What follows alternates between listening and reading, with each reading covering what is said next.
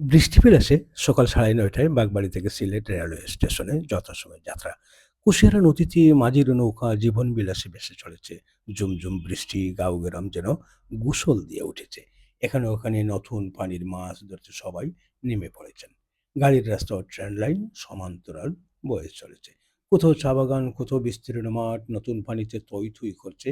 বৃষ্টি রিজোরে পড়ার এমন দৃশ্য দেখতে দেখতে কুলাউড়া রেলওয়ে জংশনে এসে ট্রেন থামল। এই ফাঁকে একটু নেমে গোড়া থেকে আগা পর্যন্ত ঝুলে থাকা কাঁঠাল গাছের কাছে দাঁড়ালাম। ঠিক এই সময়ে ঢাকা থেকে ছেড়ে আসা সিলেটগামী পারাবত এক্সপ্রেস এসে থামল।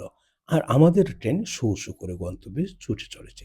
পাশের বাড়ি থেকে মেঘ মাথায় নিয়ে ছোট্ট সোনামণিটি ট্রেনের সকল যাত্রীদের হাত নেড়ে বিদায় জানাতে ব্যস্ত। আবারও চা বাগানের মনোরম দৃশ্যের হাতছানিতে আমাদের গন্তব্য শ্রীমঙ্গল রেলওয়ে স্টেশনে চলে এলাম। শ্রীমঙ্গল চায়ের রাজধানী, আনারসের জন্য বিখ্যাত। লেবু আনারসের পসরা সাজিয়ে বসেছেন দোকানিরা।